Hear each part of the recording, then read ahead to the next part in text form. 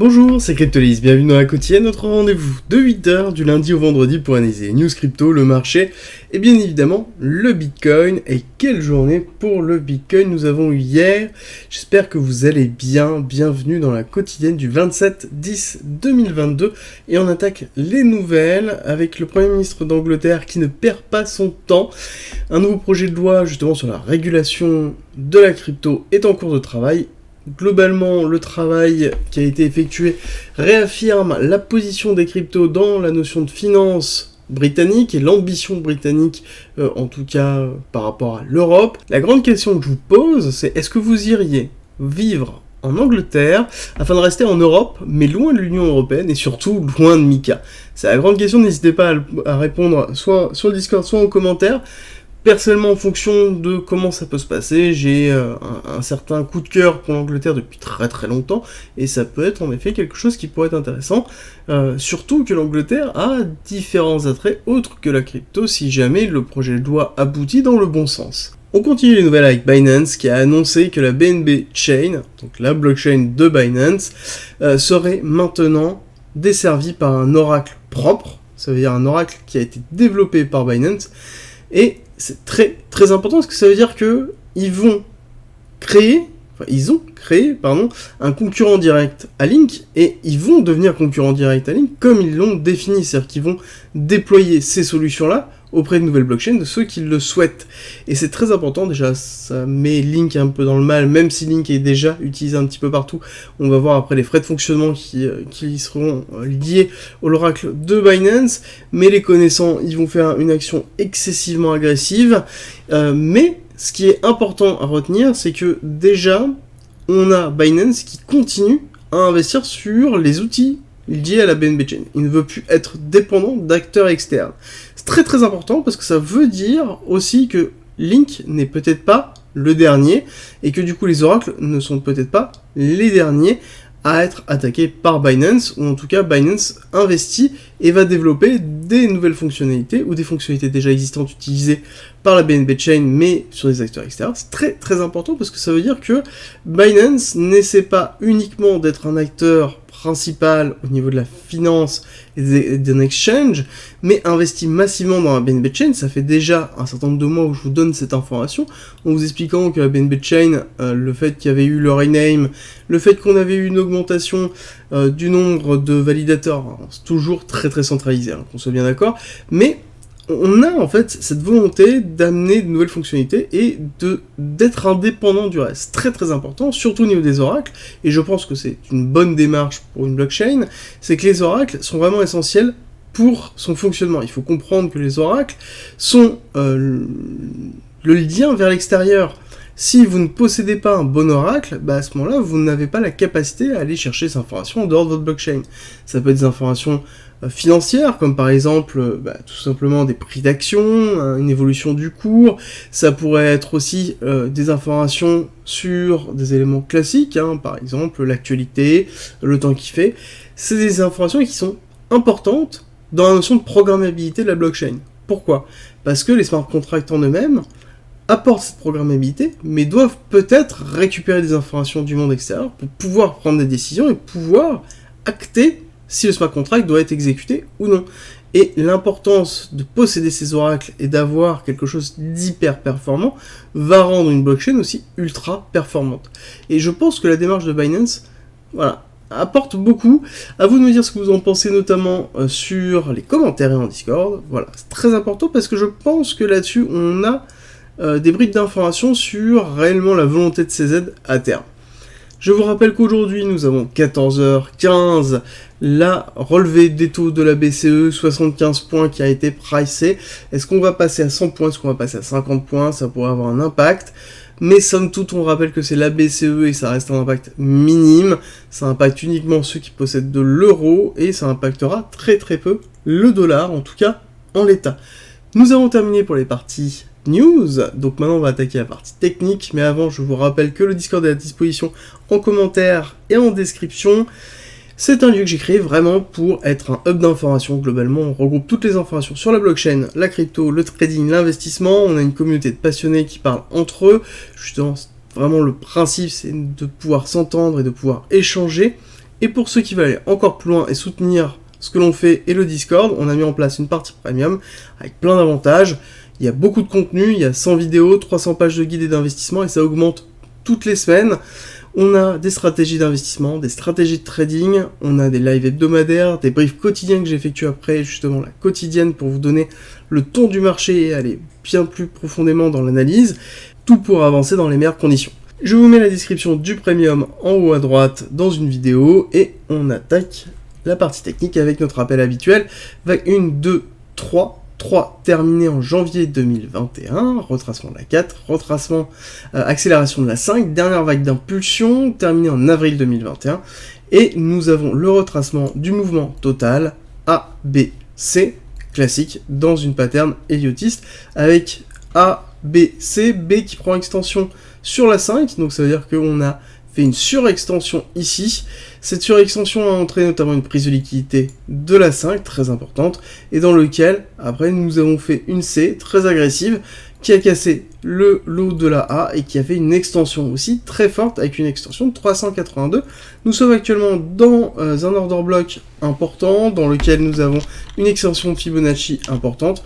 On est dans quelque chose de classique en termes d'évolution des vagues héliotistes, et dans lequel, bien évidemment, une fois qu'on a terminé les vagues héliotistes, soit on part sur un nouveau schéma héliotiste 1, 2, 3, 4, 5, d'accord, avec une notion de fractalité, chaque vague est composée en sous-vagues, et ainsi de suite, soit on part dans une zone de neutralité sur laquelle on va se retrouver avec un cours qui va osciller de cette façon-là, avant de pouvoir avoir une impulsion haussière qui nous fera un break aux structures, qui sera la première vague avec un retracement fort, et après on partira sur vague 3.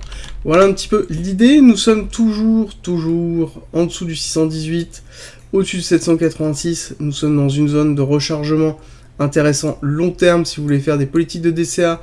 Est-ce qu'on peut descendre plus bas? Oui, on n'oublie pas qu'on a la target ici du 786 à 14 800, globalement je dis 15 000 pour faciliter, et ensuite on a la target ici des 10 000 $ qui est visée par beaucoup de personnes à l'heure actuelle, avec notamment un order block, avec une extension de 618, avec beaucoup d'appels de prix, notamment ici nous avons un aplat sur Ishimoku qui nous donne en fait globalement une target ici. Est-ce qu'on va y aller? Selon mon avis, ça reste uniquement mon avis, j'ai tendance à penser que nous sommes dans un range qui est entre 15 000 et 25 000, et qu'on va osciller dedans dans une zone de neutralité propre à la notion de dépression, parce que pour moi j'ai tendance à penser que nous sommes dans une forme de dépression, que nous avons déjà fait la peur, nous avons déjà fait la capitulation, nous avons déjà fait le déni, et là on le voit bien en termes de volume, on le voit bien en termes de tout le reste, nous sommes dans quelque chose qui est dans la dépression, et de toute façon ça se voit par rapport à vos commentaires, parce que tout simplement dans vos commentaires, il n'y a plus personne qui est bull. Majoritairement, vous pensez tous qu'on va casser à 15, voire 10 000, et c'est le principe même de la dépression, c'est que, on se dit que ça ne peut aller que plus bas, c'est le principe même de la dépression, avec des faibles volumes, chose que l'on a là actuellement, une faible volatilité, chose que l'on a là actuellement. De toute façon, la zone de dépression, elle est là pour ranger et vous ennuyer à mourir jusqu'à ce que vous oubliez que ça existe, donc quelque chose de très plat comme ça, et après, ça passera à la hausse. Mais on a le temps, on n'est pas pressé, l'important c'est d'être présent maintenant et de continuer à suivre ce qui se passe, de continuer à suivre sa stratégie d'investissement et sa stratégie de trading pour pouvoir préparer la suite. On continue et on attaque ici, petit zoom avec une petite vision daily rapide sur Ishimoku, sur lequel on était dans une zone de neutralité. Ici on le voit bien, on avait passage du Kumo Red en Kumo Green puis Kumo Red. Quand on a ça en fait globalement c'est une zone de neutralité avec des intersections continuelles, et on a la LS, la Kijun et la Tenkan qui s'entremêlent, donc on est vraiment dans une zone de neutralité. Pour casser cette zone de neutralité, il faudrait casser le Kumo à la hausse, casser le Kumo à la hausse, 21 700, on a la LS qui se trouve ici, qui est aussi en stand-by, donc sur lequel on aurait normalement pas de problématique pour breaker ici, qui pourrait donner justement une impulsion nécessaire en disant, ok, à ce moment-là, on va casser la zone de neutralité, on en est quand même encore loin, mais ce serait une première impulsion sur laquelle on aurait un véritable mouvement haussier qui pourrait donner une impulsion, en tout cas sur Ishimoku. On retient bien ici le niveau des 21 700, et on a la plat de la LS, qui est 21 800. Ok, ça correspond à quoi? Ça correspond à plusieurs choses. Ça correspond notamment ici à la fin à ce point d'Indus Mut, mais surtout à la fin de l'imbalance qui se trouve ici. donc qui est un déséquilibre de marché.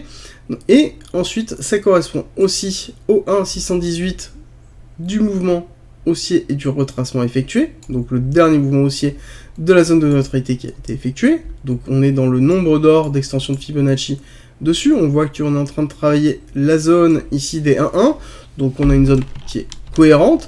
Et l'autre point que je voulais vous donner, c'est que quand on regarde, on a une zone de travail de volume qui est assez forte, parce que ici, relativement, nous avions l'ensemble des shorts qui avaient été récupérés dans cette action haussière. Donc on a déjà pas mal de volume qui se trouve dans cette zone-là. Donc on a quand même un appel de prix qui est assez fort. Alors, donc ça, c'est un petit peu ma pattern sur lequel, bon, moi, globalement, peut-être aller chercher haut. Alors, peut-être aller chercher haut, il y a d'autres choses qui m'amènent à penser ça.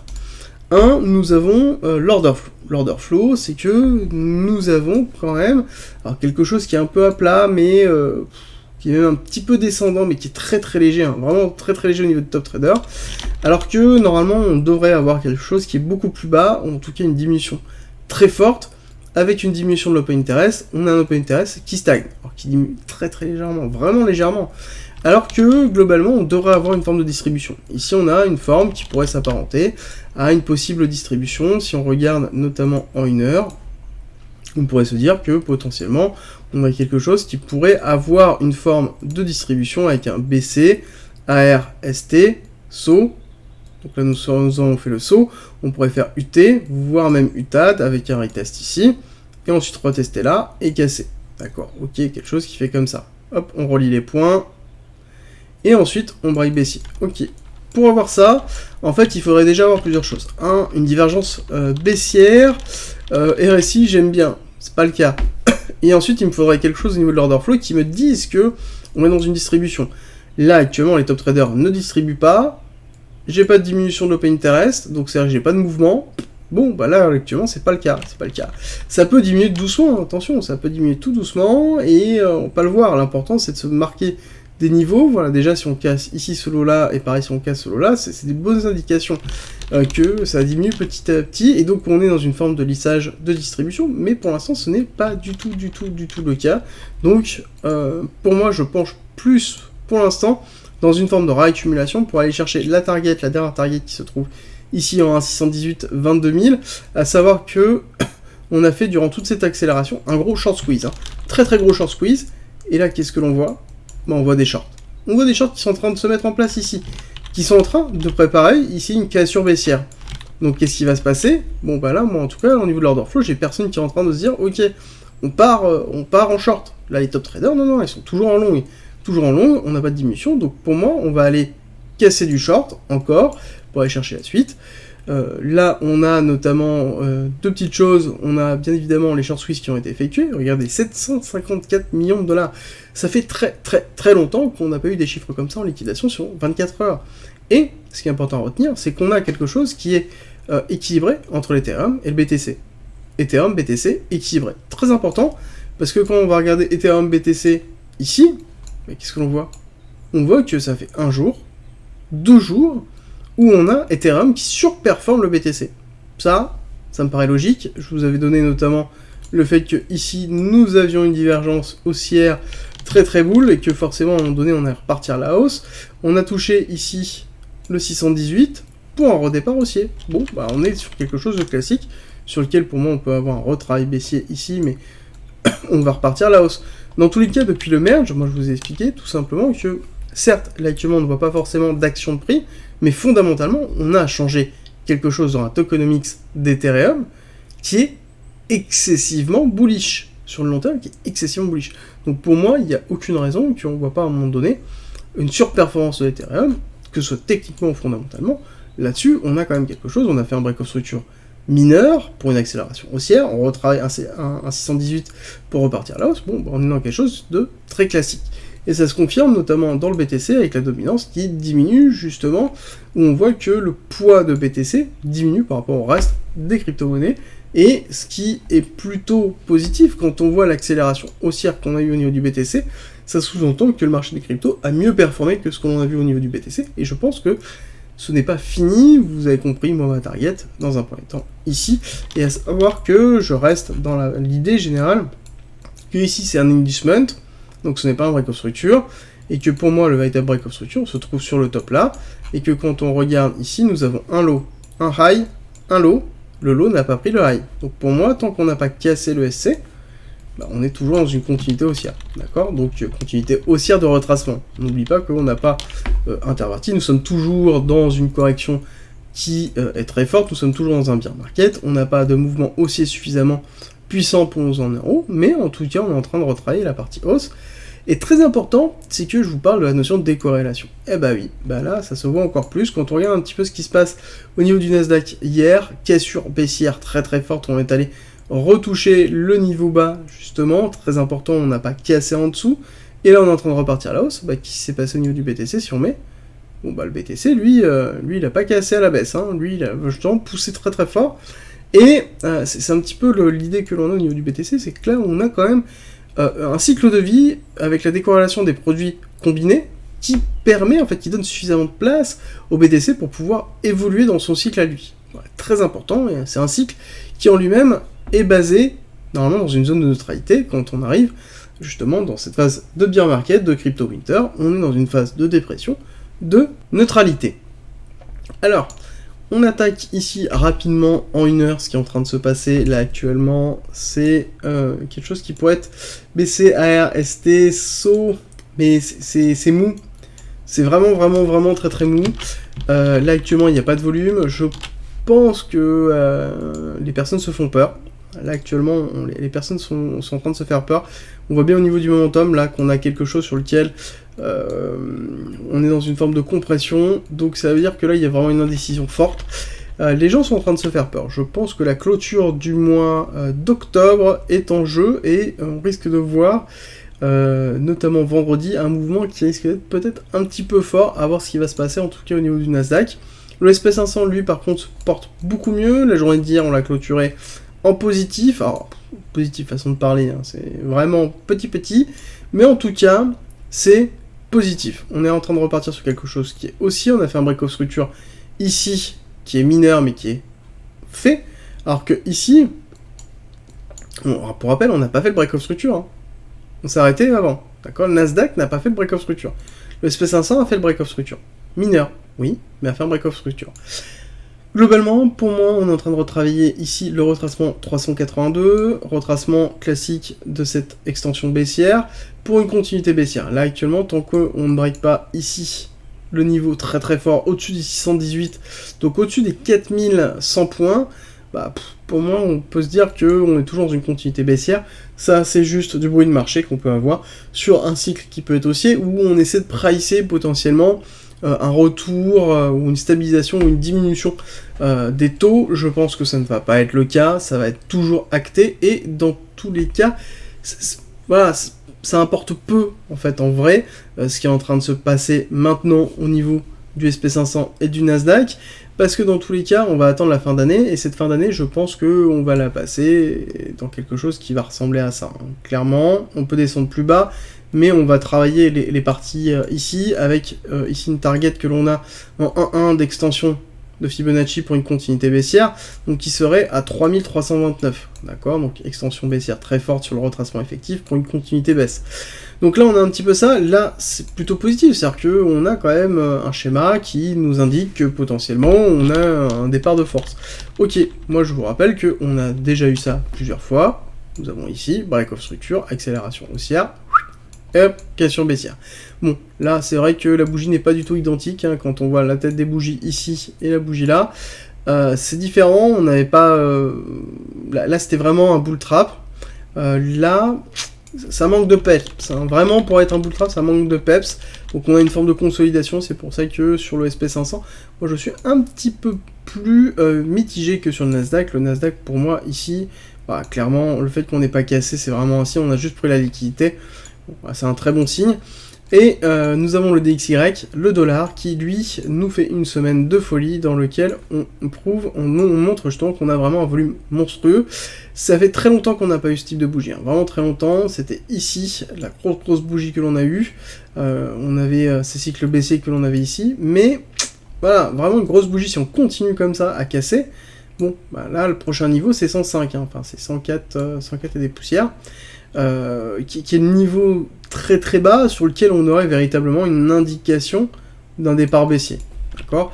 Moi, on n'oublie pas que la schématique que j'ai par rapport au DXY, sur le long terme, elle est un petit peu différente. Elle est un petit peu différente parce que, hop, je vous l'avais fait, pour moi j'ai tendance à me dire qu'on va passer dans une forme, ici, de consolidation, avant d'avoir une accélération, une nouvelle accélération haussière, d'avoir la distribution, et ensuite avoir le retest et la chute. Voilà, c'est un petit peu l'idée que j'ai. Alors, est-ce qu'on va aller chercher vraiment les 121 ou est-ce qu'on va aller chercher les 115 ? Ça, c'est la grande question, d'accord ? L'amplitude et la temporalité, c'est toujours des choses sur lesquelles c'est très compliqué de pouvoir s'avancer, mais ça reste toujours ma pattern que j'ai en tête. Pattern qui sera, bien évidemment, invalidé si jamais on casse très très fortement ce niveau-là, hein, d'accord ? On casse très fortement ce niveau-là, ça veut dire que, bon, bah, on va chercher beaucoup plus bas, et potentiellement, si on va chercher beaucoup plus bas, ça veut dire qu'on a un véritable break of structure majeur qui va se faire, break of structure qui est ici. On n'oublie pas que ça fait depuis très très longtemps que l'on a justement ici des divergences bearish, donc on a l'information que ça va casser, mais toujours, on peut avoir une divergence bearish pendant très très longtemps, hein, je veux dire, on peut avoir un momentum qui se casse baissier, mais malheureusement qui n'arrive pas à performer, et bon, voilà. Là, c'est un petit peu ce que l'on avait. Là, c'est un premier signe de, potentiellement, on pourrait avoir un reversal au niveau du DXY, au niveau du dollar, ce qui donnerait une bouffée d'air frais pour, globalement, toutes les autres monnaies, et aussi, tous les actifs sur lesquels on est directement lié à la contraction du dollar.